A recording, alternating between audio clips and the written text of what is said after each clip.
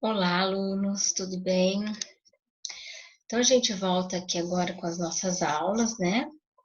Eu hoje ainda não vou dar o feedback dos erros que eu mais encontrei, o que mais vocês têm que ficar atentos com relação à prova, porque eu ainda não terminei de corrigir de todo mundo, tá? Então, muito provavelmente isso fique para a próxima semana. Mas então hoje a gente vai terminar aquela apostila de resultados e discussões, né? Que a gente começou e que ainda faltam alguns assuntos, tá?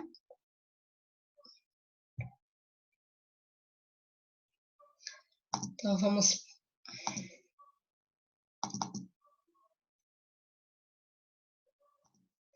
Eu imagino que a gente tenha parado aqui, nesta parte aqui. E a gente estava falando sobre a construção de gráficos, né? Que muitas vezes a gente opta pelo gráfico mais bonito, mais legal, mas ele nem sempre é o melhor gráfico para mostrar aquele resultado, tá bom? Então a gente estava falando disso e eu vou continuar daí, certo? Por exemplo, esse aqui é um próximo gráfico que é bastante utilizado, a gente vê bastante em artigos, né? Que ele pode ser feito para demonstrar o resultado em linhas, né?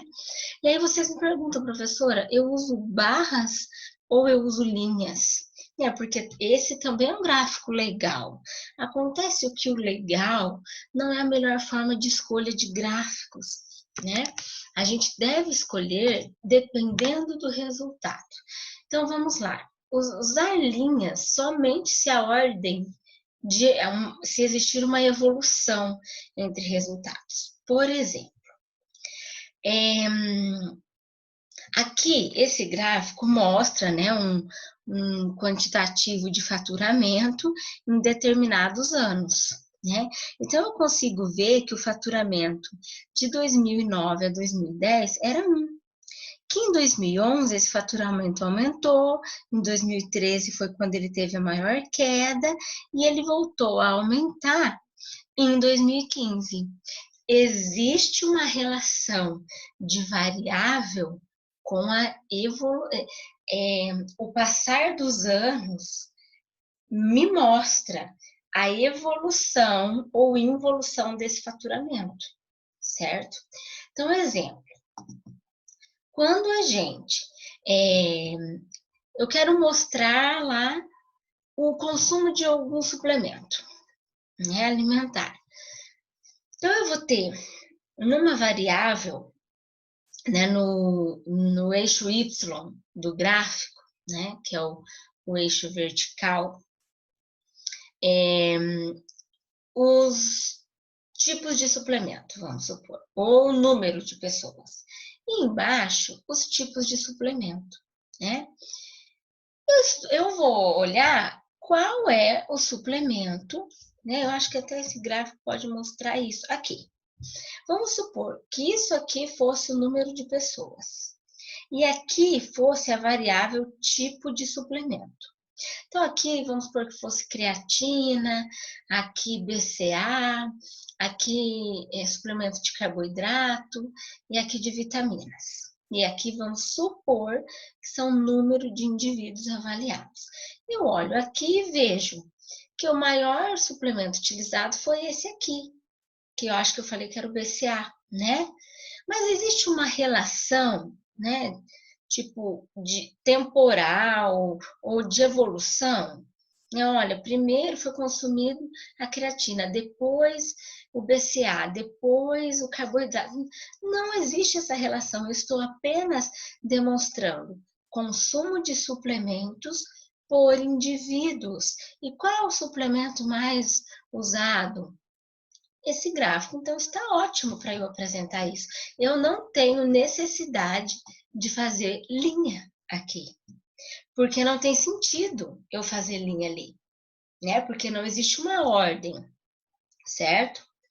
Então, quando eu quero mostrar tipos de suplementos em indivíduos, ou eu quero mostrar duas variáveis que não têm relação de evolução ou temporal, eu não preciso fazer linha. Aliás, eu nem devo fazer esse tipo de gráfico aqui, tá?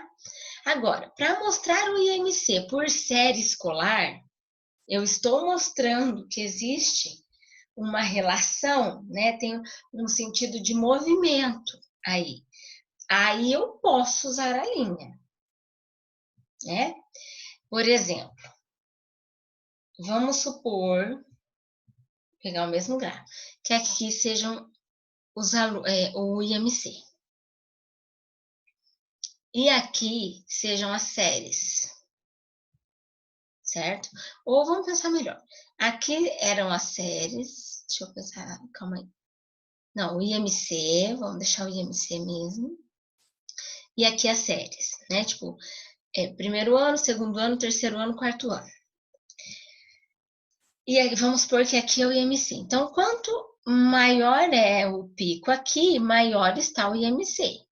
Então, eu chego à seguinte conclusão, que considerando que essa variável é o IMC, e essa variável aqui são as séries, primeiro, segundo, terceiro e quarto ano, eu consigo enxergar que no primeiro ano o IMC é X, vamos supor, que no segundo ano as crianças tendem a ganhar peso, porque o IMC aumenta, depois ele torna a diminuir e depois ele vai ficar menor ainda.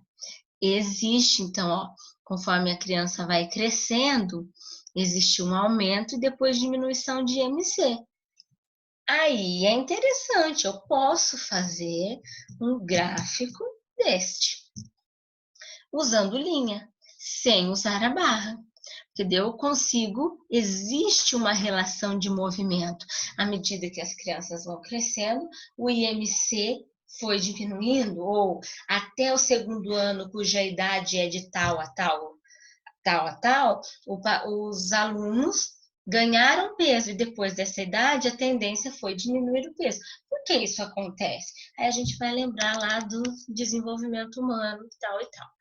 Então, assim, quando existe uma relação de movimento temporal, evolução, involução, é importante, eu posso usar esse tipo de gráfico. Se não existe essa relação, por favor, simplifiquem. Usem gráficos simples, certo?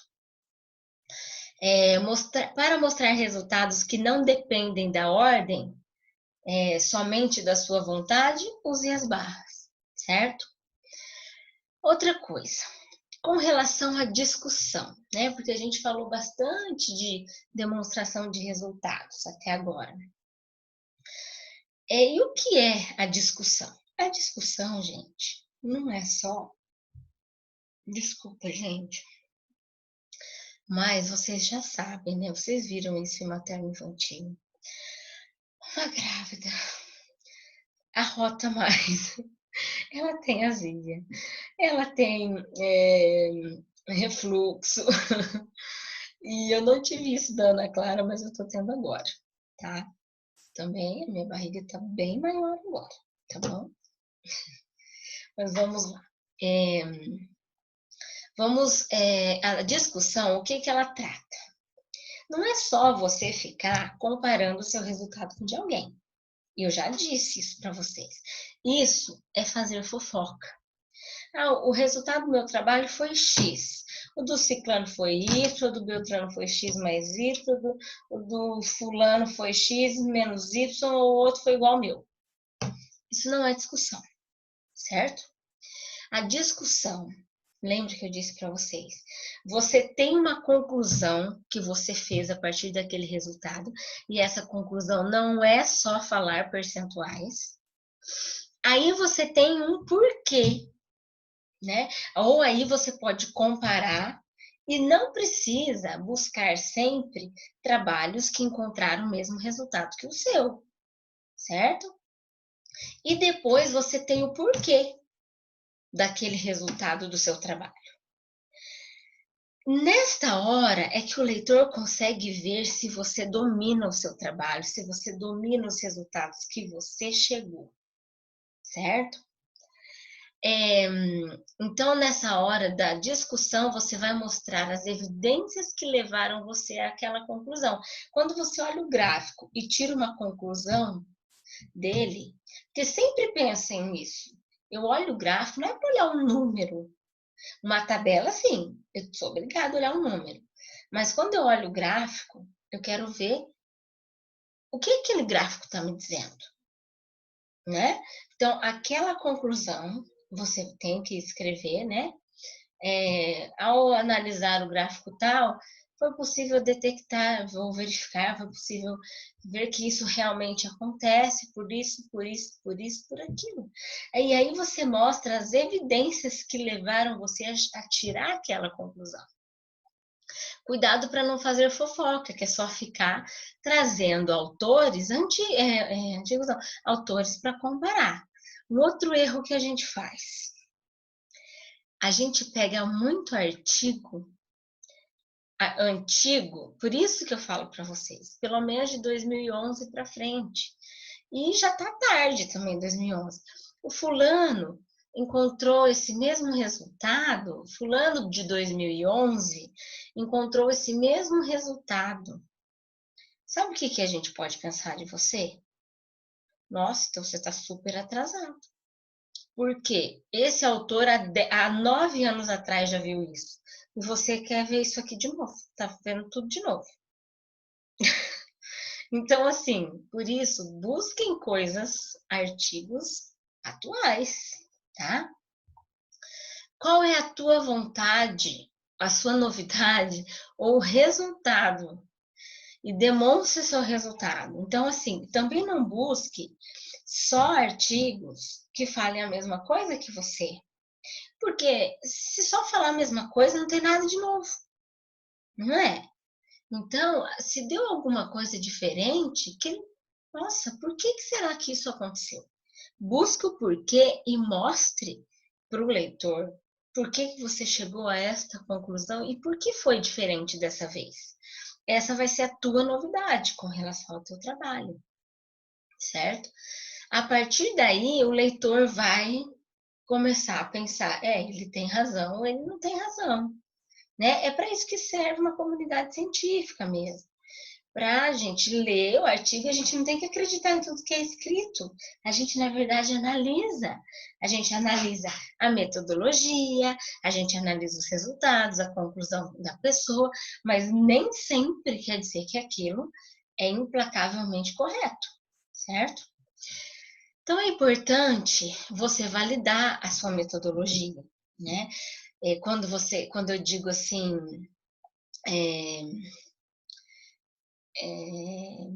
eu usei para o meu trabalho um questionário de frequência alimentar. O questionário de frequência alimentar, e vamos supor que o trabalho é para avaliar hábito alimentar, esse questionário, a gente já sabe que para avaliar hábito, é importante um questionário de frequência. E existem vários prontos, a gente pode fazer. Então, você não precisa ficar batendo em cima.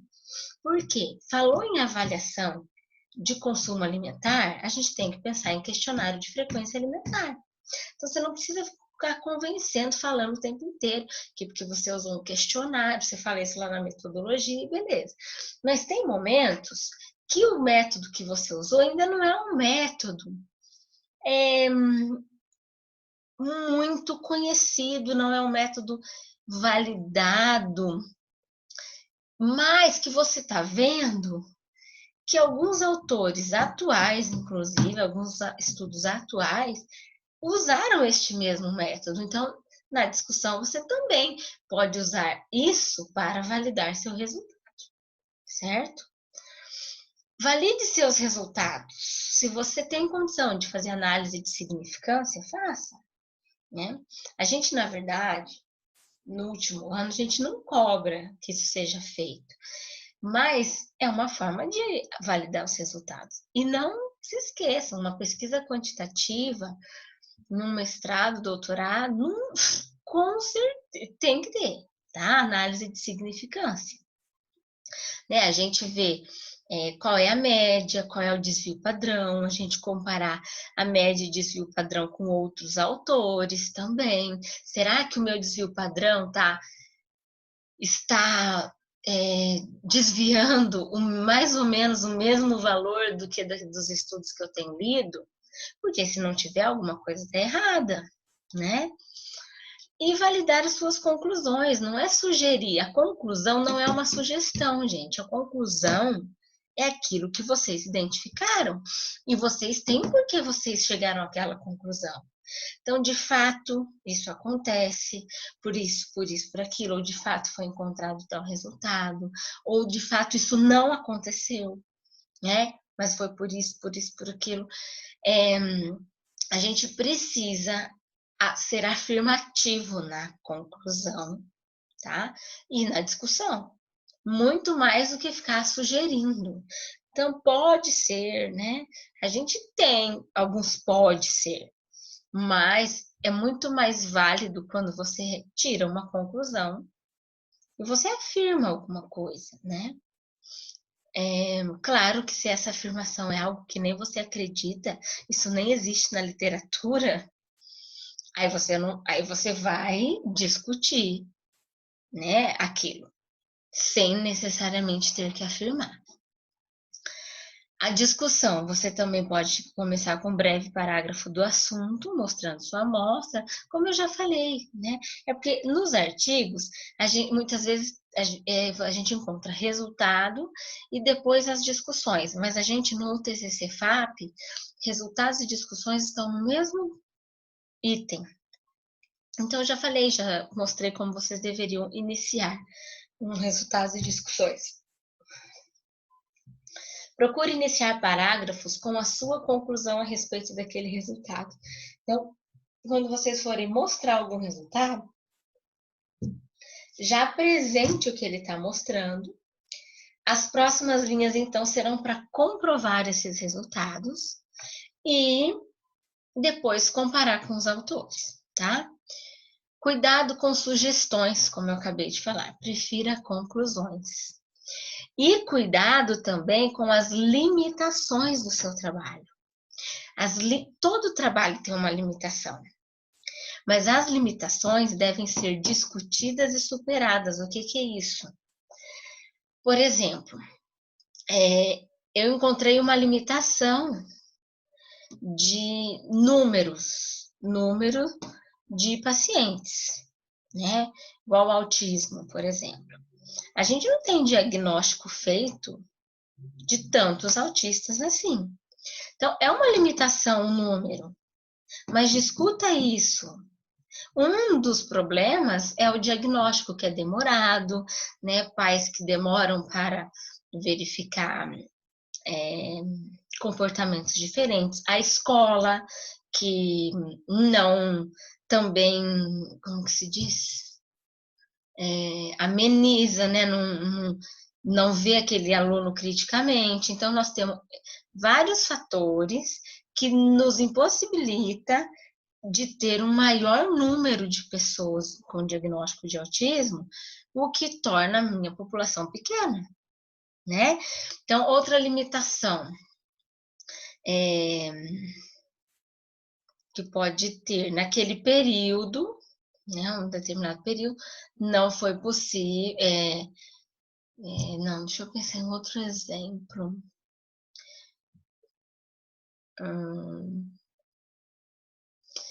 Por exemplo, quem vai fazer com alimento, né? O TCC de análise de algum alimento. Então, você pegou lá 10 amostras para fazer análise, mas você só fez amostra de 6. Por quê? Houve essa limitação, né, de você não conseguir usar todas as amostras, porque a hora que você chegou lá, uma amostra já não se apresentava mais na coloração adequada, aquela amostra já chegou descongelada, ou porque você não viu que ela estava aberta, alguma coisa assim. Então, aí você discute, expõe esse limite e coloque e mostre que, mesmo tendo esse limite, isto não faz a sua pesquisa valer menos. Por quê? Porque tem isso, porque tem isso, porque tem aquilo. né? Então, embora vocês encontrem tais, né?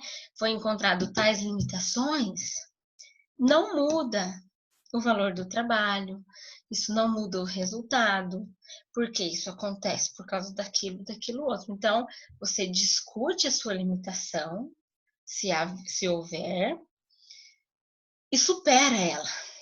E fala que ela é irrelevante. Né? Não que não precisa dizer, mas isso não importa. Não, importa. Mas mostre que outras coisas importam mais do que essa limitação. Certo? Então, aqui, pessoal, a gente encerra a nossa conversa sobre resultados e discussões. Eu sei que alguns já estão fazendo, né? Resultados e discussões, então já consegue aproveitar muito bem essas aulas. Já outros que ainda estão esperando a aprovação do comitê de ética, acabam não utilizando tanto, né, nesse momento, mas depois vocês vão precisar olhar as aulas e tal. Na próxima aula, o que a gente vai fazer? Eu vou dar o feedback da prova que vocês fizeram, e aí a gente vai falar de conclusão, tá? E aí eu mando para você o link daquele vídeo, daquele professor que eu disse que eu gosto bastante, que eu monto até minhas aulas muito com as coisas que ele diz. E aí eu falo, a hora que a gente encerrar, eu coloco esse link para vocês, para ser mais um material bacana para vocês terem, tá bom? Então, pessoal, qualquer dúvida, estou no Moodle online, também estou no grupo, podem me perguntar, tá bom? Fiquem com Deus e nos vemos na semana que vem, tá bom? Beijo.